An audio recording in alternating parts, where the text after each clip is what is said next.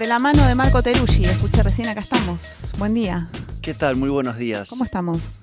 Bien, ya acostumbrado a las mañanas congeladas, así que voy como sobrellevando. Mal, pero acostumbrado. Bueno, en la próxima temporada de Crisis en el Aire la vamos a hacer desde el Caribe. Estoy totalmente de acuerdo. Ya sabía. ¿De qué vamos a hablar? Bueno, pues como dice esta columna, un viaje al centro de la geopolítica. Hoy nos vamos a poner con temas de geopolítica pura y dura. Porque nos vamos a ir a cruzar el Atlántico y a ir a los campos de guerra ucranianos y a la cumbre que tuvo lugar en Lituania de la Organización del Tratado del Atlántico Norte, o sea, la OTAN. No sé si estuvieron viendo un poco las noticias al respecto. Mario Santucho. Tarea, sí, estuve viendo un poco. Así que trataremos de dialogar, meter algún bocadillo. Bien. Por ahí. La idea es contar evidentemente la cumbre, pero no arrancar por ahí directamente, sino por contextualizar un poquito, ¿no? Porque si no, uno agarra la foto, de hecho una foto que se viralizó bastante, que es... La vuelta al mundo. Exacto, que es Volodymyr Zelensky parado solo entre mandatarios, pero antes de ir a esa foto y a lo que salió de la OTAN me parecía interesante decir en qué momento estamos, ¿no? Y en qué momento ocurre la cumbre de la OTAN. Y lo primero es hablar que desde inicios de junio empezó la contraofensiva ucraniana, que acá la habíamos estado comentando, esta idea de que se viene. Bueno, finalmente inició desde ese momento la contraofensiva y la misma no tuvo los éxitos preanunciados, es decir, en términos militares logró pocos avances y recuperación de territorio, incluso con algunas dinámicas de recuperar pueblos y volver a perderlos. Entonces, esto que se anunciaba con cierto bombo y platillo, para la cual se habían acumulado armas, tanques alemanes Leopard, misiles de larga distancia Storm Shadow del Reino Unido, no logró y no está logrando ese avance. Ahí hay dos razones para lo mismo. La primera es la capacidad rusa de defensa. Ya la guerra en Ucrania tiene en varios lugares una faceta de guerra de trincheras. O sea, hay una línea muy fuerte que estableció Rusia de defensa para que aquellos territorios que ocupó no puedan ser recuperados. Son zonas altamente minadas, lo cual le da una dificultad para Ucrania para avanzar porque se encuentra con campos minados, y Rusia tiene una superioridad aérea, es decir, tiene capacidad de sostener en gran medida aquello que ocupó en una guerra que ya lleva 507 días, es decir, un año y casi 5 meses. Pero a su vez hay una evidente dificultad del lado de Ucrania para poder tomar esas posiciones, y hay una explicación que se instaló como dominante, si uno abre la prensa y escucha a los voceros, es que a Ucrania le faltan municiones y armas. Es decir, esa dificultad está ligada a que no tiene suficiente armamento y municiones para poder sostener ese avance y que el mismo sea exitoso. ¿Y por qué esto es muy importante? Porque hubo un hecho central antes de la cumbre, es que Estados Unidos anunció que va a enviar a Ucrania bombas de racimo. No sé si escucharon hablar alguna vez de las bombas de racimo. Bueno, es bastante gráfico, es una bomba que en su interior contiene muchas pequeñas bombas y cuando se arroja la bomba, eso se esparce como un racimo. Las imágenes son, la verdad, que dantescas, porque es una suerte de radio de acción muy amplio. Claro, no es un objetivo dirigido, sino a lo que encuentre. Exacto, se abre en el radio de explosión sobre un territorio mucho más amplio que el objetivo.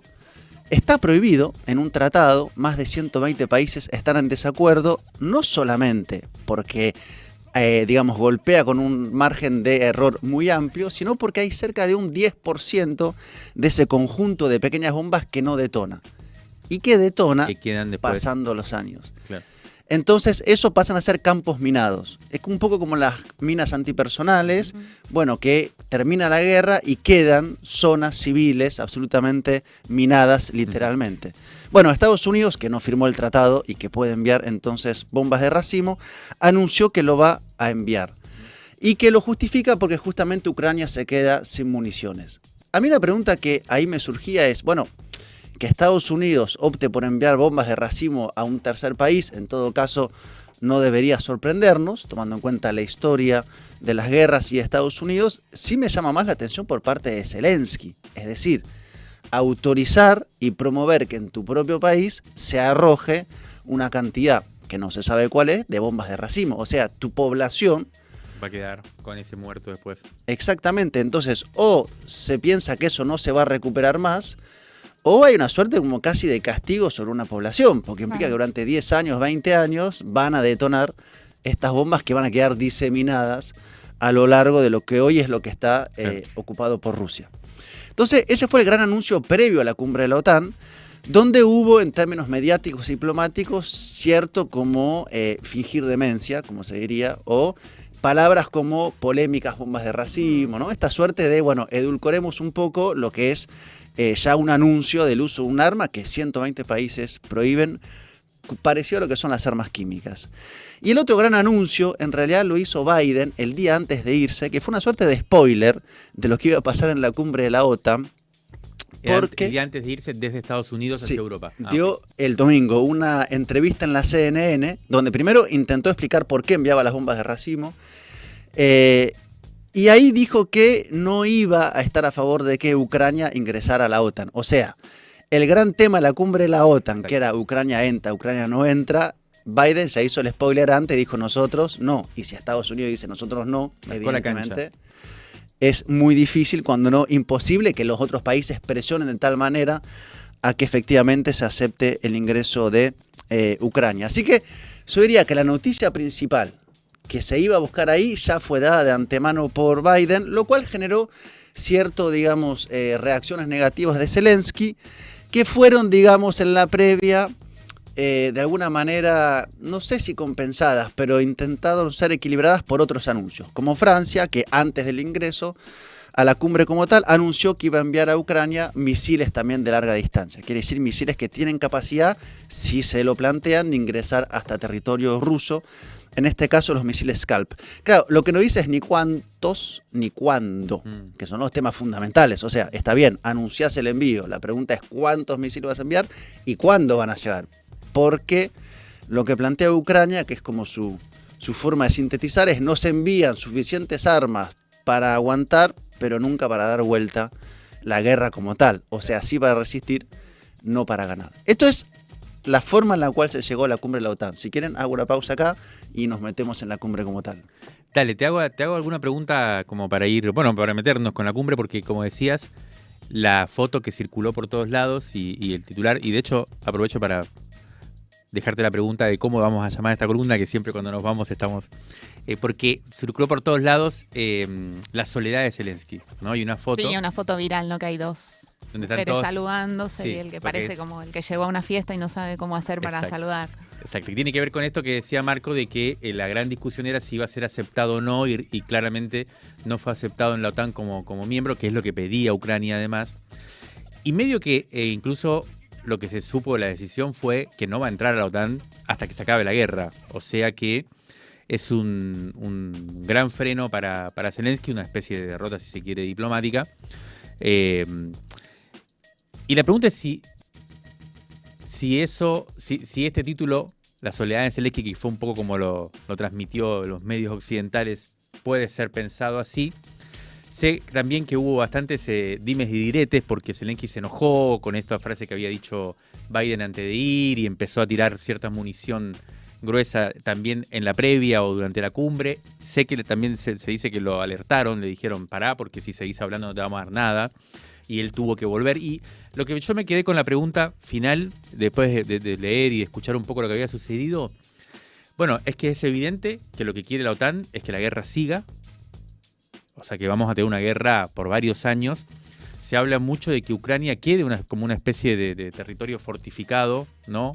Más bien como una especie de parte para avalancha, digamos, entre Rusia y Europa, lo cual es una función bastante jodida para Ucrania, ¿no? Quedar ahí como una especie de lugar armado de frontera. Y me quedé con la pregunta de, bueno, Zelensky quedó, no sé si solo, sino que quedó en una situación muy complicada, ¿no? Sí, la foto es esa, es la soledad de Zelensky, efectivamente, y es, digamos, la certeza de que no va a entrar a la OTAN, salvo giro teatral de la situación, hasta que termine la guerra, y la guerra no tiene horizonte de finalización. Ese es el mensaje de Biden, ese es el mensaje del secretario general de la OTAN, Stoltenberg, Lo cual responde a una razón muy lógica. Si dicen Ucrania entra a la OTAN, fácticamente y formalmente la OTAN pasa a estar en guerra con Ucrania directamente, no a través con Rusia, perdón, no a través de Ucrania, porque hoy es todo a través de.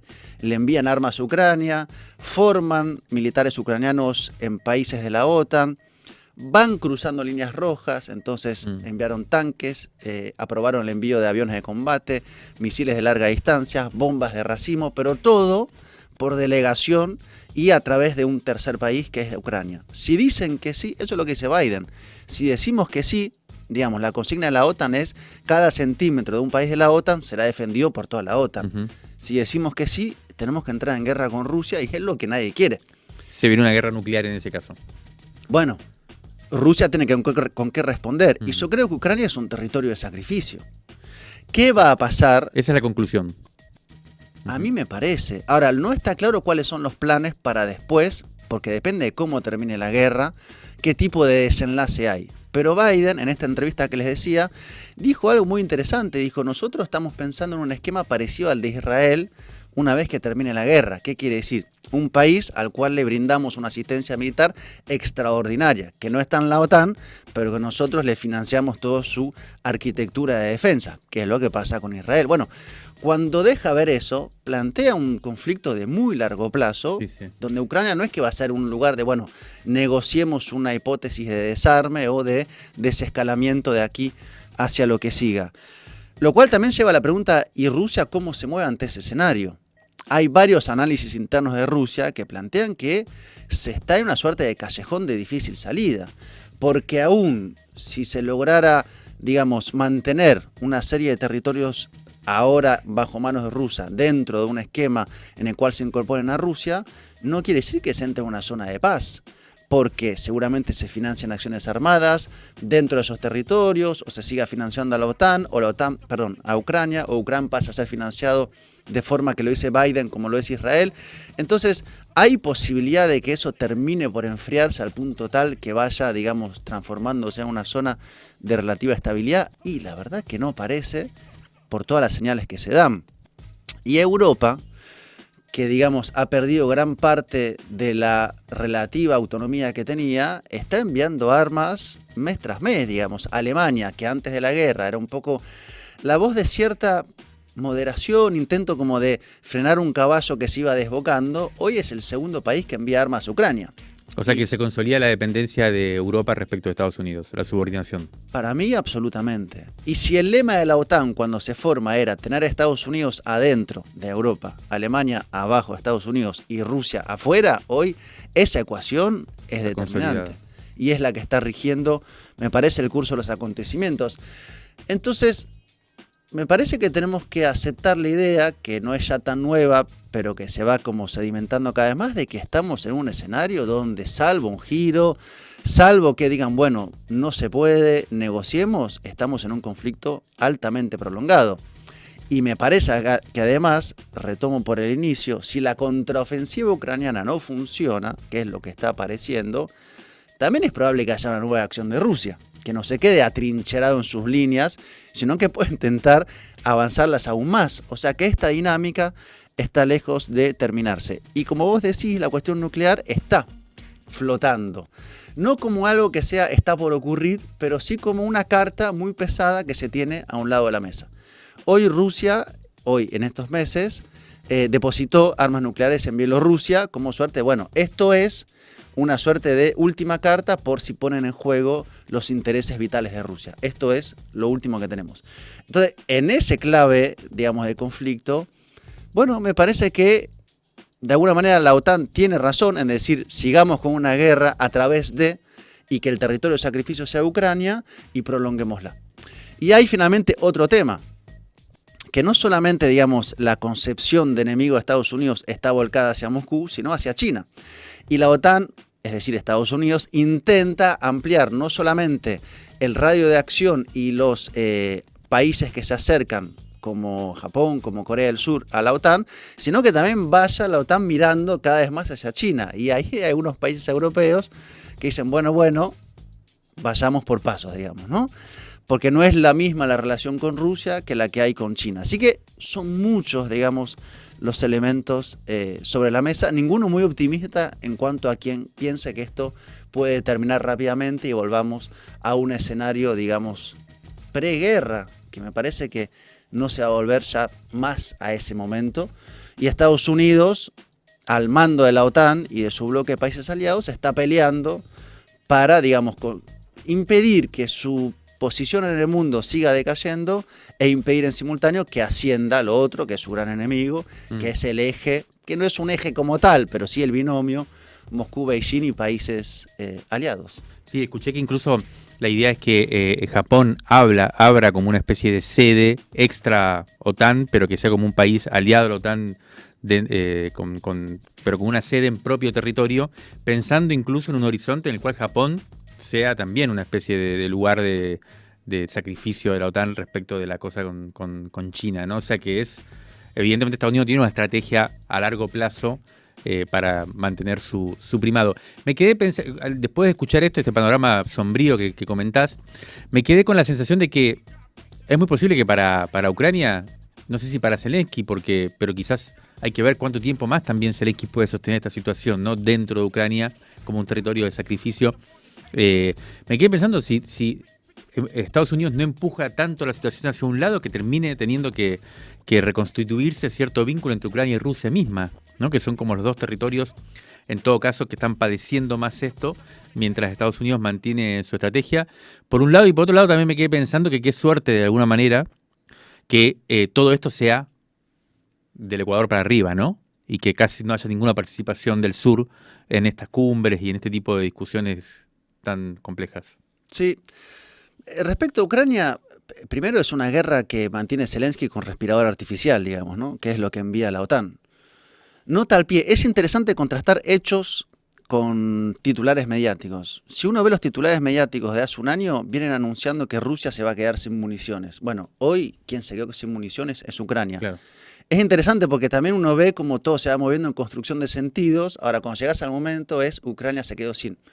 ¿Realmente se quedó sin o es una forma de intentar justificar el envío de bombas de racimo? No lo sé. Pero Rusia, que se anunciaba que no podría sostener la guerra, la está sosteniendo. 2, es un gran negocio. O sea, acá están enviando armamento, o sea, están facturando las grandes corporaciones de armas con la prolongación de la guerra. Y 3, viene el negocio posteriori, que es la reconstrucción de un país. Que va a ser tremendo. Yo creo que es muy difícil pensar algún tipo de reentendimiento entre ambos, no solamente estados-nación, sino poblaciones, digamos. O sea, el ultranacionalismo ucraniano, que ya venía con ciertos ribetes de ultraderecha, fuertes, marcados. Bueno, en esta situación, ¿cómo se plantea algún tipo de acercamiento? Lo del sur, tenés toda la razón. La pregunta es cómo esta guerra a mediano plazo impacta en América Latina y en la mirada que tiene Estados Unidos sobre América Latina y sus necesidades. Y no quiero cerrar esto sin mencionar que el grupo Wagner, que habíamos contado aquella vez, bueno, se supo que 6 días después de aquella acción de fuerza se reunió el jefe del grupo Wagner y los generales del grupo con Vladimir Putin en el Kremlin. Entonces quedó una suerte de zona gris de ¿qué pasó?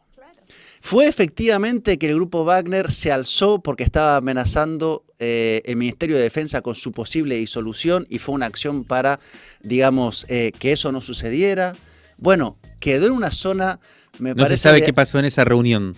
No, sí, salvo en la versión oficial que es el grupo Wagner ratificó su lealtad a Putin y al mando. Y no se sabe por qué entonces hicieron lo que hicieron. Hay algo que no se sabe. Quedó una gran zona de especulación que nadie tiene la respuesta exacta, pero sí el grupo Wagner hizo este movimiento de las sombras a la luz en términos de lo público y de la luz a través de las sombras. ¿Dónde están? Están en Bielorrusia, están cerca de Kiev, quedaron en Rusia, se desmovilizaron. Qué locura. Quedó en esa zona siempre tan difícil de la bruma, de la guerra, como suele decirse. Nos vamos con esa imagen de cómo habrá sido esa reunión, ¿no? Entre esos personajes allá en el Kremlin. Bueno, muchas gracias, Marco. La seguimos mañana con el newsletter. Vamos a ver qué más, cómo desplegamos esta discusión. Y el sábado que viene ¿Cómo no? retomamos. Esperemos que mejore un poco la temperatura.